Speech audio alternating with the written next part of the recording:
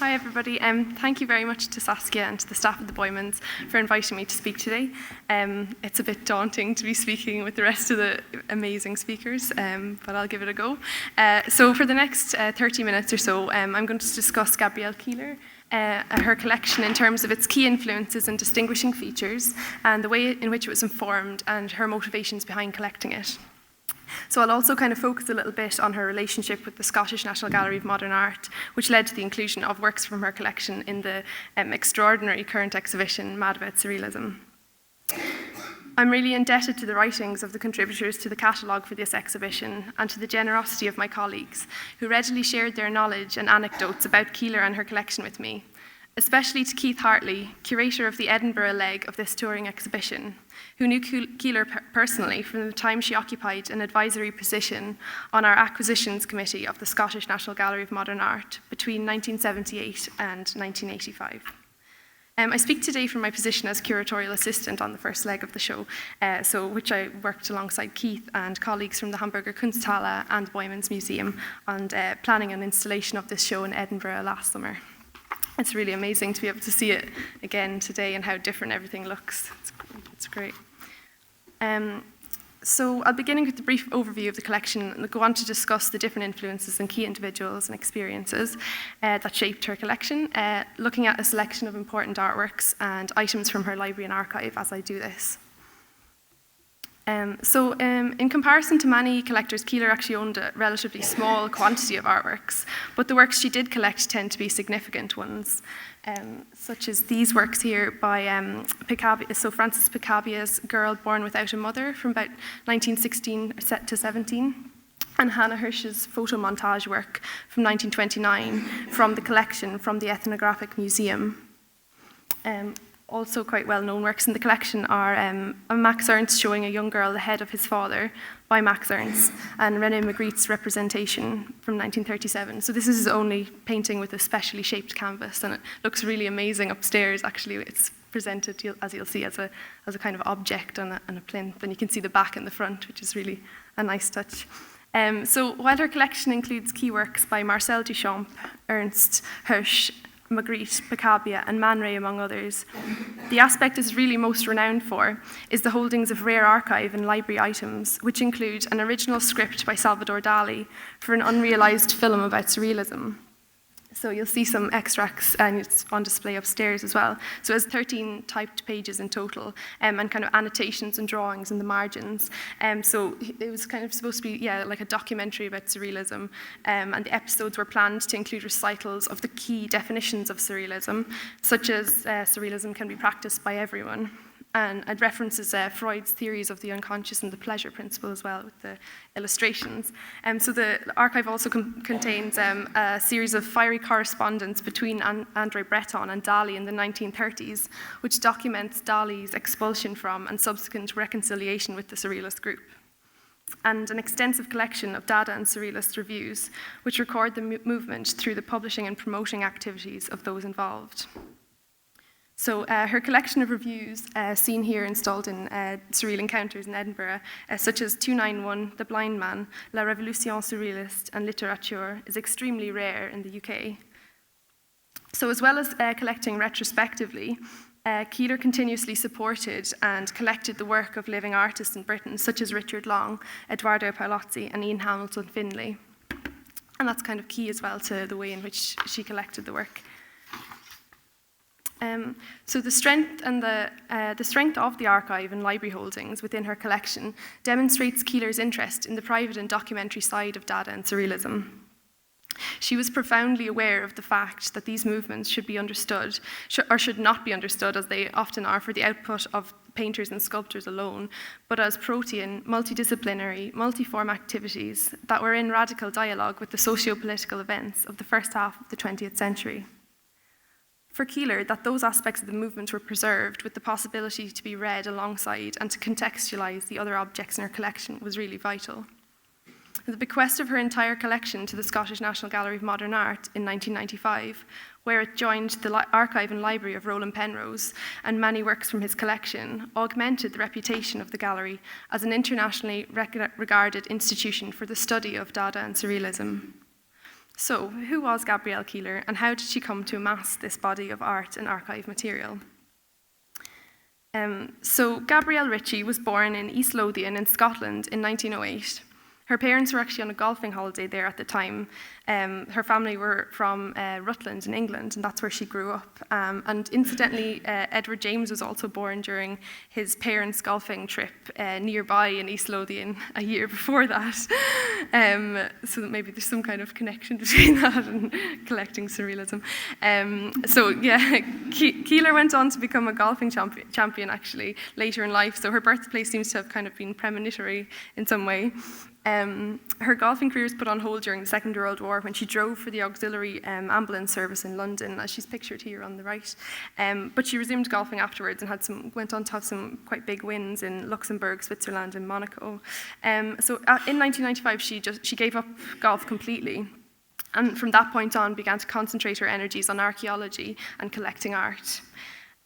So the money behind, where she got her money was from both sides. Her mother was from a kind of well-known family of bankers and brewers who had quite a bit of money, and her father had inherited a million acres of land in Texas, which had become a huge ranch, and the sale of her inherited portion of that after the Second World War provided the funds for her to collect, to build her collection.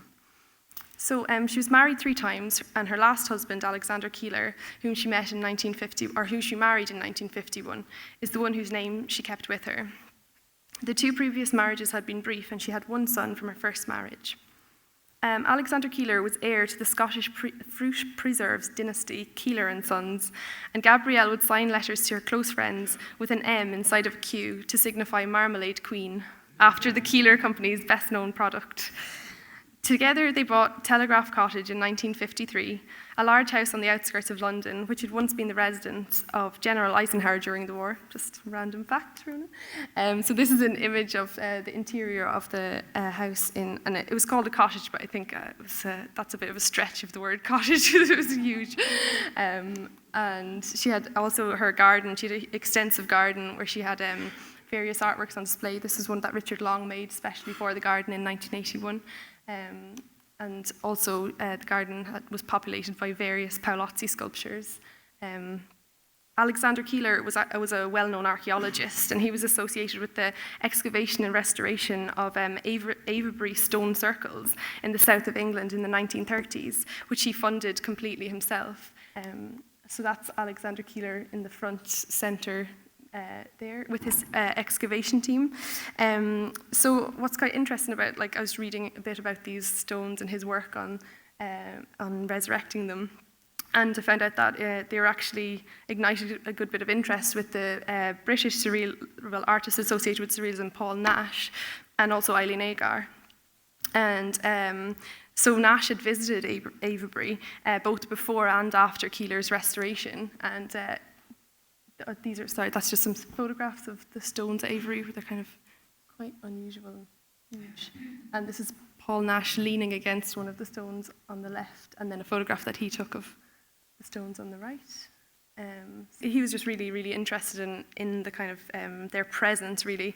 And he corresponded with Alexander Keiller about the restoration in the 30s. So he made several works in response to his encounters with them, such as this work here, Equivalents for the Megaliths from 1935. And so, although he was appreciative of Keiller's work on the project and respectful of his dedications to cultural heritage, he preferred his initial experience with the stones when they were half buried rather than when they were resurrected. So in a letter dated May 1937, Nash writes about his interest in these, both in terms of their composition of line, but also, he states, in the irrational sense, in their suggestion of a super reality. So in an essay published in Tate Papers in 2005, Sam Smiles suggests that Nash's paintings and drawings relating to Avebury and other henge monuments propose, quote, a mode of engagement with prehistory that works with what cannot be known, what must be intuited. Indeed, there's a sense of surprise and discontinuity is as much a presence here as any idea of trans-historical communion. Above all, perhaps, Nash seems to insist on the impossibility of any final understanding of such a mute and incomprehensible monument, which erupts into consciousness as from a dream. End quote. So Keiller was himself a collector, and he gathered vast holdings of Ushabti and Egyptian antiquities, 18th century archaeological manuscripts, erotica, and some 240 books on witchcraft and archaeology dating from the 15th century onwards. So together they built some quite unusual collections, and one of these consisted of hundreds of pottery cow creamers, which filled the entire room in their home. And these are just kind of like these jugs that you have milk or cream with tea or coffee with, and for some reason they were incredibly into these cow creamers. So they also had a whole collection of silver ones as well, quite similar, and they're now part of the museum in Stoke-on-Trent in England, if you want to go visit them. So not only was this partnership with Alexander Keiller fruitful in terms of collecting, it also ignited a long-standing interest in and dedication to archaeology and cultural heritage, which I think might have been a link to the Dada and Surrealist items she would later collect, especially in terms of the collage works of Ernst and also those of the surrealist, latter-day surrealist Edoardo Paolozzi, both of whose works she collected enthusiastically. So when Alexander died in 95, she gave up golf forever, and she started to focus on archaeology and art, among other things. And her life took kind of many different directions, starting from being a champion sports person to a photographer in the British Museum in the archaeology department, and to being a tour guide and lecturer at Tate. And she was a dedicated collector of Dada and Surrealism and patron of contemporary artists in the UK. So Paolozzi, whom she developed a close friendship with through her support of his practice, described the epochs of her life as strata, or similar to a cross-section of the earth in a children's book. The changing patterns of her interests and dedications were distinct yet built upon those preceding. He referred to the bracelet covered in golf medals that she always wore as a talisman from her earlier life. So beginning in 1956, she started volunteering with the archaeology department at the British Museum, where she worked for over a decade, actually, and she kind of did mostly photography for them. And she was involved in the research and documentation of a really famous discovery, the Sutton Hoo ship burial in the south of England. So as you'll see here, it's a 27-metre long imprint of a ship over 1,400 years old, which was discovered in 1939, along with a burial chamber packed full of treasures. And it was kind of referred to as a ghost ship, because as you can see, all that was left was this kind of shadow imprint, because all the wood from the boat had just rotted away. So there was just that, and then those little dots are the metal bolts that remained preserved. So Gabrielle's photographs of this actually feature in the catalogue that the British Museum published of the find. So to tie back into the comment just about thinking about the links between her archaeological work and her interest in collage, I'll just mention these two works briefly. So Ernst's La Femme sans tête from 1929 and Paolozzi's Hermès von Praxitele from 1953. So yeah, Ernst on the left and Paolozzi on the right. And collage makes up a huge element of Keiller's collection as well. And the collage by Paolozzi is composed from secondhand books of art and archaeology, and featuring illustrations of antique sculptures, kind of superimposed machine elements, taken from specialist manuals. So in the preface to La Femme sans tête, André Breton describes the collages as veritable slits in time, space, customs, and even beliefs. The collision of temporalities may be separated by 1,400 years, signalled by the unearthing of the Sutton Hoo ship burial, and the manifestation of the mysterious past in the present may offer a connection to the juxtapositions within the collage works such as these. So moving forward to the starting point for her collection, eventually, of Dada and Surrealism, the key event was, as Saskia outlined, was the trip to Venice, where she met Peggy Guggenheim and saw her collection and was incredibly inspired by that. So they met through her friend, Gabrielle's friend, Wynne Henderson, who had been a gallery assistant at Guggenheim's gallery in London, Guggenheim Schön, in the 30s. And she was also introduced to Paolozzi. Seen there, looks like he's giving a speech or something, in her house in Telegraph Cottage at that time. So he was kind of, I guess, one of the people who had maybe the biggest influence on her collection. So that was obviously a very significant trip. So before she started to focus on and collect Dada and Surrealism, she'd started to collect pre-20th century works, even including works by Camille Corot and Renoir, and Cubist works by Picasso and Braque. So she also was collecting antique furniture and period silver, those pottery and porcelain cows, but much of the old masterwork and the Cubist and early modern works were sold off once her vision to collect Dada and Surrealism really took hold. Ernst's Tourme, or Towers, from 1916, a pre-Dada work bought in 1963, was her first purchase of a work that related to Dada or Surrealism. And in her essay for the catalogue for this exhibition, Elizabeth Cowling writes that this may have particularly appealed to her because, with its abstracted imagery of an urban roofscape of chimneys and gutters and its collage-like structure, it looks like an ancestor of many of Paolozzi of the late 1950s. And so Paolozzi openly acknowledged his artistic debt to both Dada and Surrealism, which many of his works kind of attest to. And he knew many of the individuals involved in both movements, including Tristan Tzara, a key figure in Zurich Dada, whose library he visited and which would have contained many of the books and journals that Keiller would later collect. He convinced Keiller Paolozzi convinced Keiller to collect works of Dada and Surrealism and persuaded her that it was a good time to collect because prices were still relatively low at the time, in the 60s, 70s, and there was also major works were still coming onto the market then too. So for Keiller, I think getting to know Paolozzi's influences must have been one of a big motivation behind her collection and its focus as well. So beginning with Ernst's Towers, Keiller went on to build her collection steadily in the 60s, buying more works by Ernst and Picabia, among others. But the 70s was the decade where her collecting really kind of upped its pace, and the decade which she built her really impressive library in too. So she continued to buy into the 80s with works like Magritte's The Magic Mirror, 1929, among others. So she built her collection steadily through relationships with dealers including Freddie Mayer, Robert Fraser, Frank Lloyd, John and Paul Herring, and also through her friendship with Roland Penrose. She also bought 2 drawings by Dali from Edward James, and much of her archive and library material was bought from John Armbruster, a rare book specialist who bought a lot of the items from George Hugnier's collection, which he then sold to Keiller. So Hugnier is hugely important in Keiller's collection. Many of her rarest items come from his library and bear inscriptions to him from the makers. Hugnier, who owned a small bookbinding studio in Paris, was a central figure in the movement during the 30s.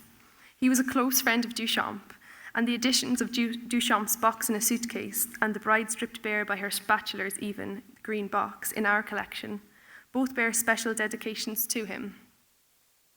His obsession with fine craftsmanship and penchant for designing his own covers for the books in his library resulted in the inclusion of many beautifully customized versions of artist books in Keiller's collection.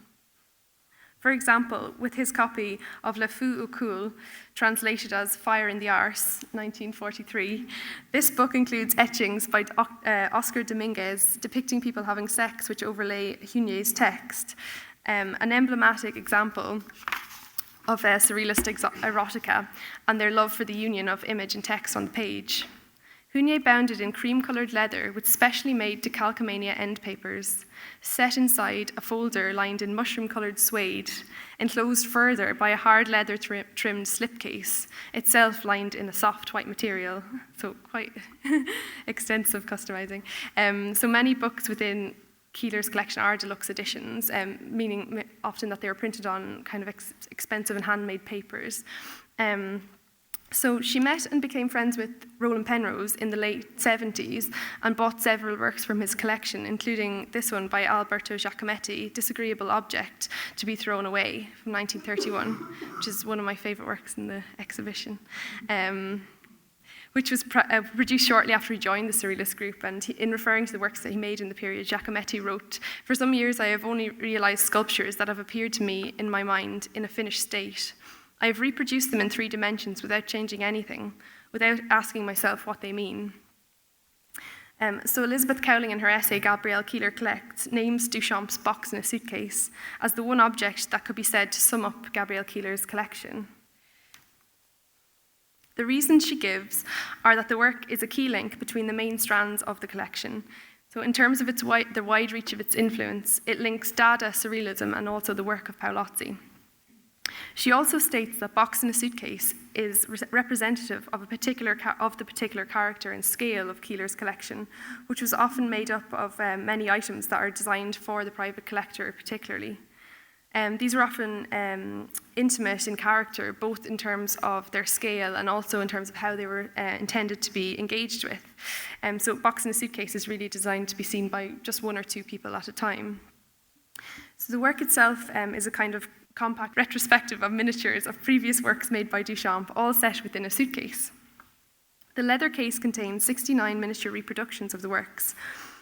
Our version is number 2 of 24 deluxe versions of this case. Each of these features a different hand-coloured original fixed to the inside of the lid. Ours contains a hand-coloured celluloid version of his iconic The Bride Stripped Bare by Her Bachelor's Even, 1915-23, which stands upright in the centre of the box. For Duchamp, there was no clear distinction between the original and the reproduction, a concept cleverly embodied in this piece. Keiller also bought a group of letters to Heiner from Duchamp relating to the preparations for the boîte, which exist in the archive. She loved to browse among her treasures and admitted that she quite often unpacked and repacked Box in a Suitcase at home.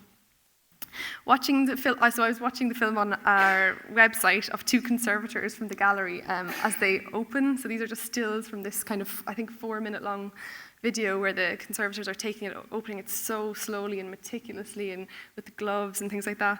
So it really sort of reminded me of this work that I'd seen last year in Glasgow by a Glasgow-based artist called Aideen Doran, who made whose video Push Pop Stack from 2016 kind of explores this current online phenomenon of unboxing toys and new pieces of technology. So through her work, I found out that videos of people unboxing the latest objects of technology, especially iPhones in particular and things like that, and new toys are regularly the most watched things on YouTube. So Doran's film contains an excerpt from a YouTube video of the latest Nintendo Wii being opened, and this is overlaid with text from Flann O'Brien's novel, The Third Policeman, in which one of the characters sets about unpacking countless ornamental glass boxes from within one another, which eventually become so minuscule that they are no longer visible to the eye, so beautiful and terrifying that they are very nearly unmentionable. So staying with the theme of boxes, another key work from Keiller's collection is Duchamp's The Green Box, which contains preparatory notes, sketches, and photographs dating from 1911 to 15, relating to the iconic work that shares its title. Published under the name of his feminine alter ego, Rose Selave, Duchamp's intention for this work was that it be experienced alongside The Bride Stripped Bare by Her Bachelor's Even, or also referred to as The Large Glass. He said of The Green Box, quote, "I wanted that album to go with the glass and to be consulted when seeing glass, because, as I see it, it must not be looked at in the aesthetic sense of the word. One must consult the book and see the two together. The conjunction of the two things entirely removes the retinal aspect that I don't like." And also, the box contains photographs of the large glass taken by Man Ray before it was accidentally broken in transit. And it features images of the dust collecting on one of the glass panels, which looks like a kind of weird alien landscape of some kind. So the final aspect of her collection that I will discuss is her sets of Dada and Surrealist journals, whose contents reflect the wide range of their activities. Because of the kind of collector that Keiller was, we were lucky to have many full sets of these key periodicals of the movements, including 291, 391, The Blind Man, and La Révolution Surréaliste, among others. So in her introduction to the Magic Mirror catalogue, Cowling writes that nothing can bring one closer to the heart of movements like Dada or Surrealism than the periodicals, the manifestos, the signed and dated copies of books, the letters and manuscripts, which bear witness to the constant interchange of ideas and the constant effort to win converts to the cause. To be able to study at first hand the flamboyantly eccentric topography and layout of 291 or 391, or the mock scientific, studiedly deadpan design of La Révolution Surréaliste is a great privilege. The potent visual impact of the magazines closes the gap between our era and theirs, bringing vividly to life the urgent debates that animated both movements and dispelling the flattening, anodyne effect of academic history.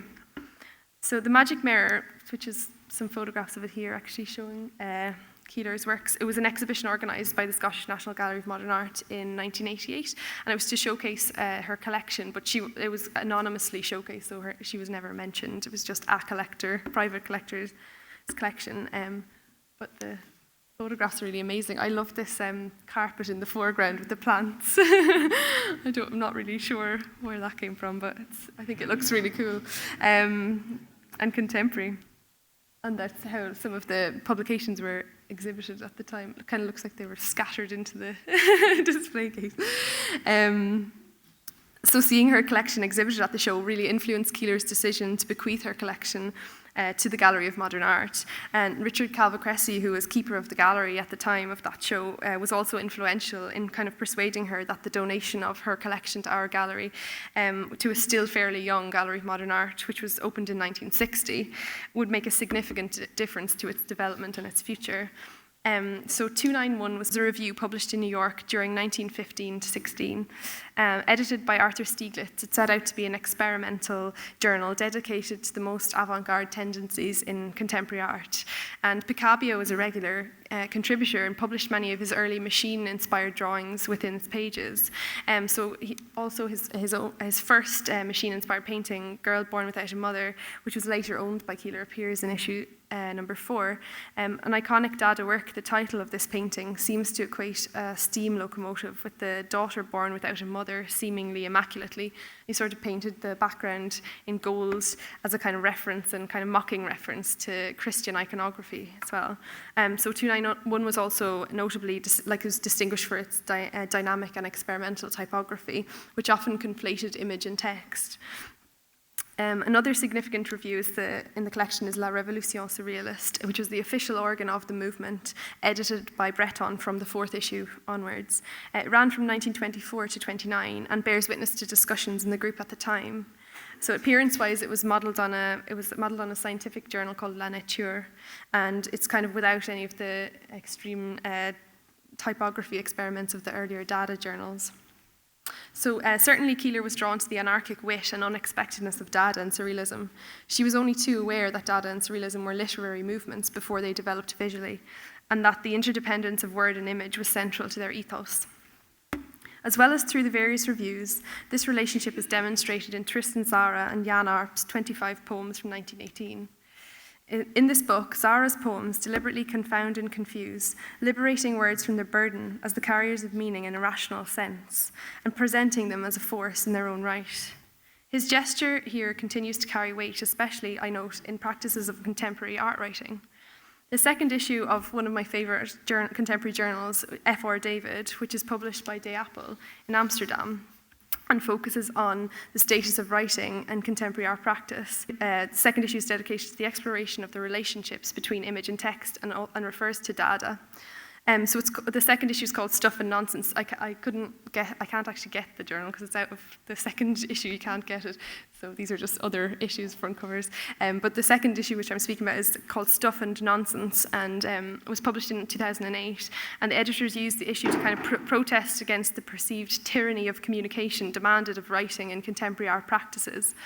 In her contribution, Marguerite Shavemacher explains that Dada deprived words, syllables, and sounds of all traditional semantic functions and references until they had become visual and concrete.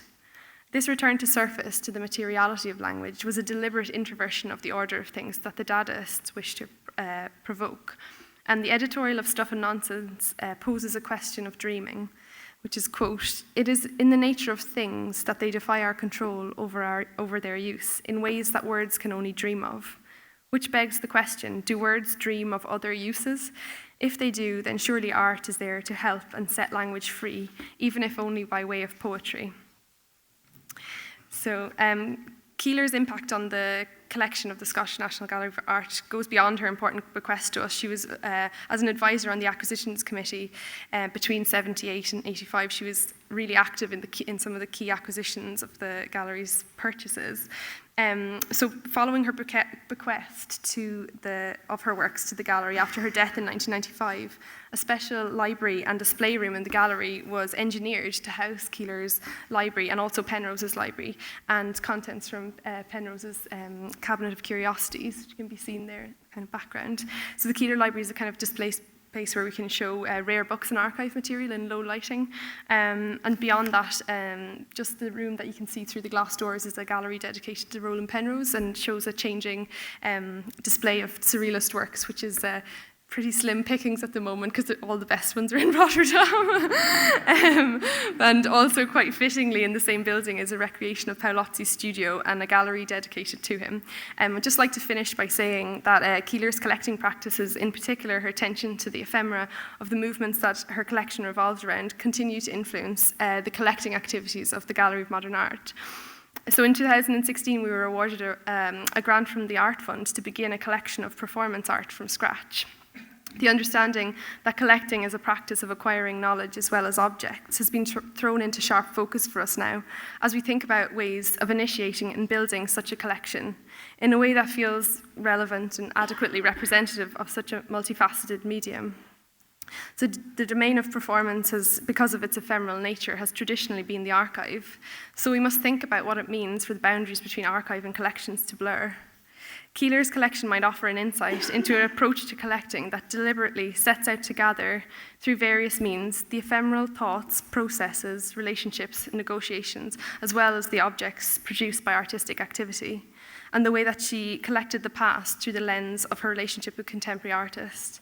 So in essence, Gabrielle Keiller collection gives an insight into what it means to collect art in an expanded way. So thank you.